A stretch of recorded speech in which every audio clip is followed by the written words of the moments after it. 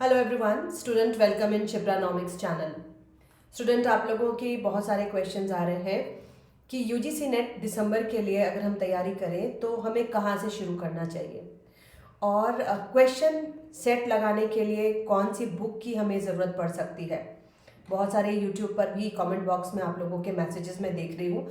तो ये वीडियो इस वीडियो में मैं आपको यही बताऊंगी कि यूजीसी नेट दिसंबर के लिए अगर आप फ्रेश स्टार्ट कर रहे हैं तो आपको किस प्रकार से तैयारी करनी चाहिए। बुक डिटेल के लिए स्टूडेंट आप प्लेलिस्ट में जाकर देख सकते हैं। बुक्स एंड स्ट्रैटेजी पर ऑलरेडी मैंने बहुत सारी वीडियोस डाली हुई हैं, प्लेलिस्ट पर आपको मिल जाएगा। मैं कमेंट सेक्शन में भी इस वीडियो का लिंक डाल दूंगी। तो देखो, यूजीसी नेट दिसंबर 2025 के लिए खासकर अगर आप क्वेश्चंस के लिए सेट की बात कर रहे हैं तो क्वेश्चन का सेट बनाना सही रहता है या प्रीवियस ईयर क्वेश्चंस को ही बनाना काफ़ी होता है, इस पर भी मैं डिस्कस करूंगी।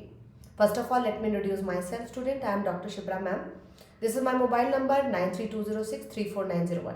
स्टूडेंट, मेरा स्पेशलाइजेशन है इकोनोमेट्रिक्स और मैथमेटिकल इकोनॉमिक्स और मेरी पीएचडी है एग्रीकल्चर इकोनॉमिक्स पर। एंड स्टूडेंट, ये मेरा नया ऐप है शिप्रानॉमिक्स लाइव कोर्सेज। इस पर यूजीसी नेट दिसंबर के लिए लाइव क्लासेस चल रही हैं। एक और आपकी क्वेरी रहती है कि मैम आप हिंदी में पढ़ाते हो या इंग्लिश में। आप किसी भी मीडियम के हो, मैं सारे मीडियम को पढ़ाती हूँ, लेकिन फिलहाल हिंदी मीडियम में ही क्लासेस हो रही है। पीडीएफ जो है मेरी हैंड रिटन होती है, जो ऐप में डाउनलोडेड होती है, और क्लासेस आपको मंडे टू फ्राइडे होती है एंड सैटरडे को इस पर टेस्ट होता है। टेस्ट भी लाइव रहता है और जो लाइव क्लासेस होती हैं वो रिकॉर्डेड फॉर्म पर भी इसमें आपको उपलब्ध करा दी जाती है। तो देखिए, सबसे पहले मैं आपको स्टार्टिंग से बताऊंगी। अगर आप अभी पढ़ाई शुरू कर रहे हैं तो सबसे पहले आपको क्या करना है ना। पहला क्वेश्चन है कि स्टार्ट कैसे करें। तो मैं हमेशा स्टूडेंट को यही गाइड देती हूँ कि पहले बेस बनाएं। बेस बनाएं, इसका मतलब क्या हुआ, अगर आपको पता ही नहीं है कि मांग और पूर्ति क्या है, मांग और पूर्ति का ग्राफ किस प्रकार से काम करता है, नेशनल इनकम क्या है, ठीक है, तो अगर आपके पास बेस नहीं है और क्वेश्चन जो यूजीसी नेट में पूछे जाते हैं वो सिंपल वाले नहीं पूछे जाते, डायरेक्ट सवाल नहीं आते। आप क्वेश्चंस का पैटर्न देखिए, लगातार 5-6 बार का उठा के क्वेश्चन जो होते हैं वो बिल्कुल इम्प्लाइड वाले होते हैं, मतलब इनडायरेक्ट सवाल होते हैं। आपको डायरेक्ट ऐसे नहीं पूछा जाता कि कंज्यूमर सरप्लस क्या है, उसके 4 ऑप्शन दिए हुए हैं, नहीं। और आजकल तो एक और नया ट्रेंड चल गया है कि पैराग्राफ बना कर करके क्वेश्चन पूछे जा रहे हैं, ठीक है। तो पैराग्राफ में भी जो सवाल आते हैं उनको भी आप सॉल्व कैसे कर सकते हो, अगर आपका कुछ बेस होगा तो जब आपने अच्छे से बेस बना लिया। बेस बनाने का मतलब क्या है? बेस बनाने का मतलब है स्टूडेंट कि आप जितने भी टॉपिक हैं, पूरे यूजीसी नेट के टॉपिक्स को हम 10 भागों में बांटते हैं, है ना। 10 भागों में बांट के हम पढ़ते हैं। तो वो जो 10 टॉपिक हैं, 10 आपके जो सब्जेक्ट्स हैं इसके, micro, macro, international, public finance, development, जो भी 10 है, उनको सबसे पहले आप टॉपिक वाइज, ठीक है, टॉपिक वाइज आप क्लियर करें। और बेस बनाने का मतलब ये हुआ कि टॉपिक वाइज उनमें क्लैरिटी लाएं कि कौन सा चैप्टर क्या कह रहा है। सीधे क्वेश्चन बैंक पर नहीं आ जाना है। मेरे पास मैसेज आ रहे हैं, मैम अभी से हम क्वेश्चन बैंक स्टार्ट कर दें। No, never. इससे आपका कॉन्फिडेंस लेवल कम होता है। तो मैं भी अभी जैसे स्टूडेंट्स को पढ़ा रही हूँ अपने ऐप पर, तो मैं जितना पढ़ाती हूँ उसी पर आधारित मैं सवाल करती हूँ। मैं, ऐसा नहीं है कि मैं साथ में भाई आप कोई क्वेश्चन बुक ले लीजिए और उससे क्वेश्चन बनाना शुरू कीजिए, नहीं। टॉपिक वाइज पहले क्लैरिटी लाइए और टॉपिक वाइज सैम्पल क्वेश्चंस बनाइए। एंड सैम्पल क्वेश्चंस का लेवल भी होता है स्टूडेंट। सैम्पल क्वेश्चन जो होते हैं ना, आपको स्टार्टिंग में खूब डिफिकल्टी वाले सैम्पल क्वेश्चंस नहीं बनाइए। पहले ऐसे क्वेश्चंस बनाइए जिससे कि आपको सब्जेक्ट की क्लैरिटी मिले, है ना। जैसे अगर कंज्यूमर सरप्लस पर कोई क्वेश्चन मैंने पूछा है तो 5 क्वेश्चन में मुझे समझ में आ जाता है कि आपको ये टॉपिक समझ में आया या नहीं, ठीक है। तो बेस बनाने का मतलब है टॉपिक वाइज क्लैरिटी लाइए। आपके जितने भी टॉपिक्स हैं वो बहुत ही अच्छे से आपको क्लियर हो जाने चाहिए। और इसके लिए सैम्पल क्वेश्चंस की मदद लीजिए। सैम्पल क्वेश्चन कैसे करते हैं? जो टॉपिक आपने पढ़ा उस पर आधारित, ठीक है। तो मैं क्लास में बस यही करती हूँ। इससे मुझे समझ में आ जाता है कि स्टूडेंट को क्लैरिटी है या नहीं। अगर आपने 100% सॉल्व कर लिया, इसका मतलब है कि अब आपको, पहले मैं क्या करती हूँ कि पहले मैं इजी लेवल वाले क्वेश्चन पूछती हूँ, फिर मीडियम और तब डिफिकल्ट। और जब मीडियम को भी अगर आप क्रॉस नहीं करते हो तो उसके बाद मैं क्या करती हूँ, मैं रिवीजन के लिए 1-2 बार तो ज़रूर बोलती हूँ, है ना। मेरे स्टूडेंट जो मुझसे पढ़ चुके वो जानते हैं कि अगर आपने जो मेरे मीडियम वाले क्वेश्चंस हैं उसको भी नहीं किया तो फिर मैं रोक देती हूँ। फिर मैं कहती हूँ आप उसको दोबारा पढ़ के आइए, एक बार और इस क्वेश्चन से हम डील करेंगे, ठीक है। तो सैम्पल क्वेश्चन के द्वारा अपने टॉपिक को क्लियर कीजिए। ये हो गया आपका बेस। जब आपने बेस बना लिया, आपके सारे टॉपिक क्लियर हो गए, अब आपने क्या करना है, इसको छोड़ नहीं देना है ना। आपने सारा बना लिया, अब आपको रिवीजन स्टार्ट करना है। रिवीजन कैसे करें, ठीक है। रिवीजन कैसे करें, ये सवाल भी आपका आया है मेरे पास, मैम रिवीजन कैसे करें। मैं कभी नहीं कहती कि नोट्स बनाइए, नोट्स बना करके रखते जाइए, नेवर। मैं कहती हूँ अगर आप किताब से पढ़ रहे हो या आप मेरी वीडियो को चलाकर सुन रहे हो, आप कैसे भी पढ़ रहे हो, what ever is the source, अगर आप किताब से भी पढ़ रहे हो या अगर आप मेरी वीडियो भी सुन रहे हो, किताब को बंद कीजिए, ठीक है। एक टॉपिक आपके पास है, कोई भी टॉपिक आप उठा लीजिए, उस टॉपिक पर आप खुद से लिखिए, है ना। उस टॉपिक को आप खुद से लिखिए। जैसे एक उदाहरण हम लेते हैं, कीन्स का तरलता जाल, लिक्विडिटी ट्रैप, ठीक है। जैसे ही ये, अब देखो ये वर्ड मैंने बोला लिक्विडिटी ट्रैप, मेरे आंख के आगे तो ये ग्राफ आ गया, है ना। ये लिक्विडिटी ट्रैप का ग्राफ है और यहाँ पर आर लिखना चाहिए, यहाँ पर स्पेक्युलेटिव डिमांड लिखना चाहिए। ये विजन आपको आ जाना चाहिए। विजन मतलब टॉपिक आया आपकी आंखों के आगे, वो ग्राफ आ जाना चाहिए, वो पोर्शन आ जाना चाहिए, वो कंटेंट आ जाना चाहिए। तो मतलब आपका रिवीजन का जो लेवल है ये होना चाहिए। और ये कैसे आएगा, ये एक दिन में नहीं आता। आपने आज कुछ पढ़ा है, बंद कीजिए, किताब बंद कीजिए, वीडियो बंद कीजिए, रफ कॉपी निकालिए, उस पर खुद से लिखिए, डायग्राम डालिए, लिक्विडिटी ट्रैप क्या है। और ये नहीं कि बिल्कुल लंबा चौड़ा लिखना है, इसको बिल्कुल क्रिप्टिक नोट्स की तरह लिखिए। स्पेक्यूलेटिव जो रेट ऑफ इंटरेस्ट है ये गिर रहा है, तो स्पेक्यूलेटिव डिमांड पर क्या असर पड़ रहा है, क्यों पड़ रहा है, बॉन्ड की जो वैल्यू है रेट ऑफ इंटरेस्ट में क्या संबंध है, ये सारी चीज़ें आपको याद होनी चाहिए। तो लिख लिख करके याद कीजिए। जितनी बार आप लिखेंगे और जितनी बार आप सुनेंगे, केवल देख लेने से चीज़ें याद नहीं हो जाती। मैं बार बार इस चीज़ को कहती हूँ, केवल देख लेने से चीज़ें याद नहीं हो जाती है, ठीक है। तो जिन स्टूडेंट ने इसको फॉलो किया है, स्टूडेंट उन्होंने जेआरएफ भी निकाला है।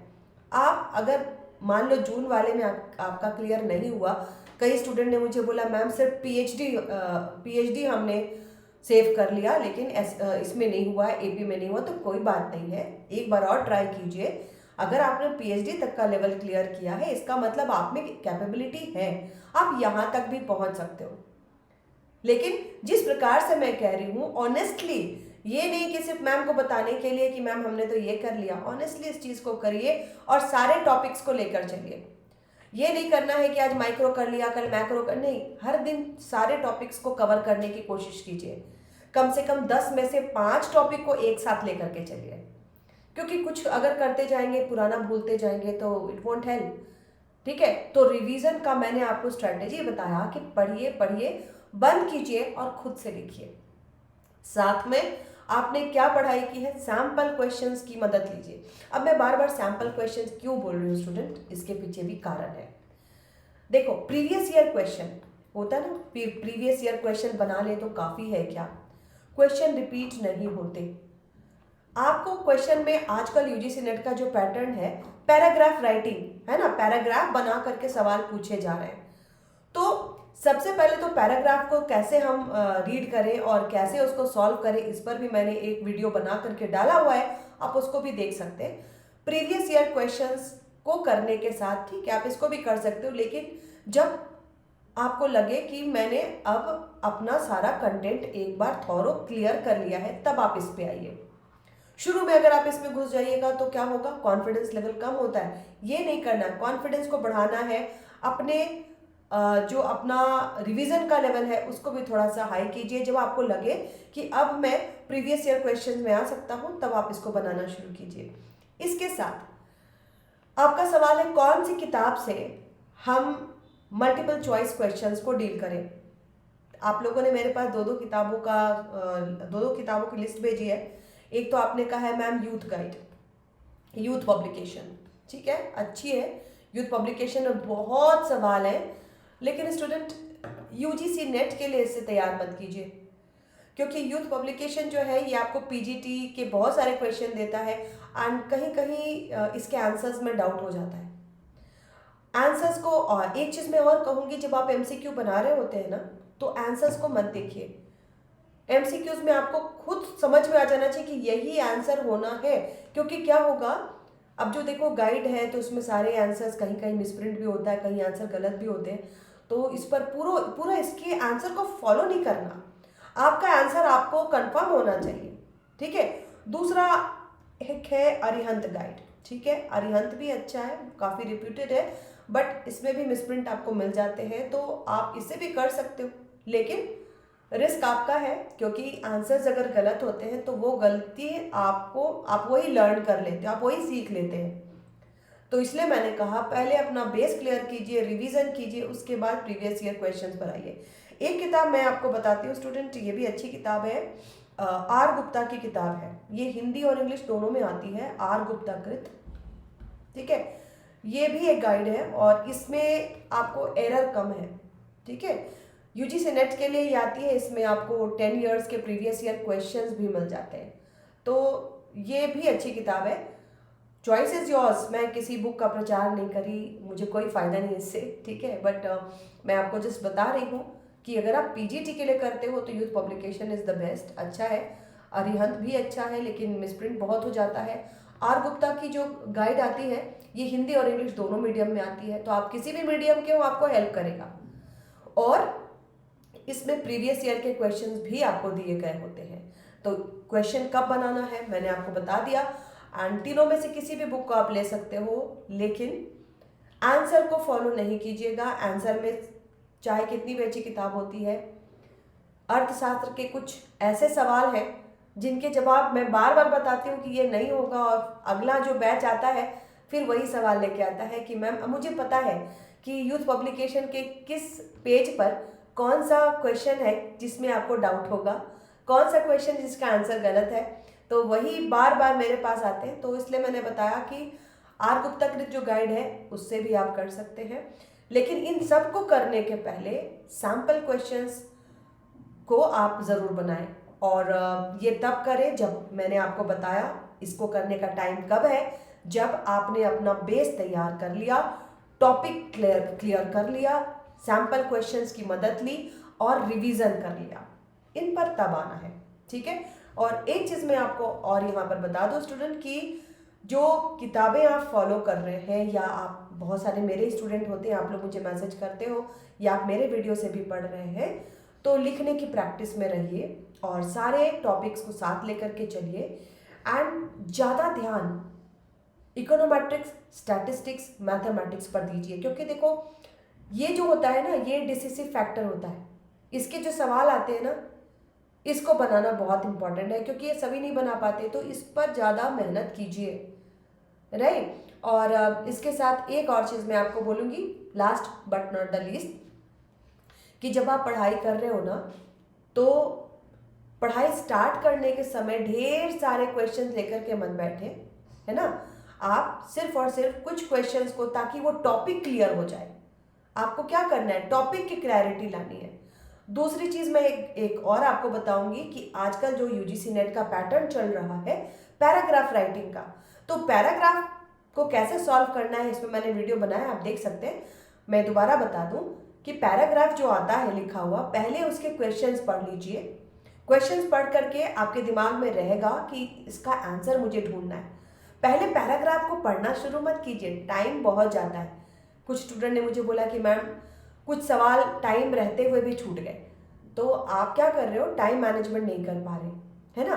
टाइम मैनेजमेंट कीजिए कि पैराग्राफ राइटिंग में पहले हमें क्वेश्चन पढ़ने, तब हमें पैराग्राफ पे जाना है, तो इसको कम समय लगेगा और उसमें कीवर्ड्स ढूंढने होते हैं। ठीक है, ये सब मैंने डिटेल में बताया हुआ है, मैं वीडियो को शेयर कर दूंगी, आप उसको सुन लीजिएगा। तो इस तरीके से तैयारी कीजिए और मैथ को बनाने की स्पीड हाई कीजिए। मैंने हमेशा बताया है यूजीसी नेट में कुछ ही मैथ्स होते हैं जो पूछे जाते हैं, अब वही रिपीट हो रहे हैं। मैथ का पैटर्न चेंज होता है लेकिन मैथ वही रहता है ना। उसके आंकड़े चेंज होते हैं, मैंने कई वीडियो बना करके डाला हुआ, आप देख सकते हैं, और वही मैथ पूछे जाते हैं। ठीक है, वही आपको इलास्टिसिटी ऑफ डिमांड का मैथ रहता है, मार्केट का मैथ रहता है, कंज्यूमर सरप्लस का मैथ रहता है ना। और बहुत ज़्यादा खुश हो गए तो थोड़े से मैक्रो से मैथ रहते हैं। तो मैथ पर भी अच्छा कमांड रखिए, तो मुझे खुशी होती है जब स्टूडेंट कहते हैं मैम मैथ अच्छे से बन गया, है ना। तो उसको करिए, और मैथ में भी स्पीड कैसे बढ़ाएं इस पर भी मैंने एक वीडियो डाला हुआ है, तो आप लोग सारे वीडियोस को सुनिए।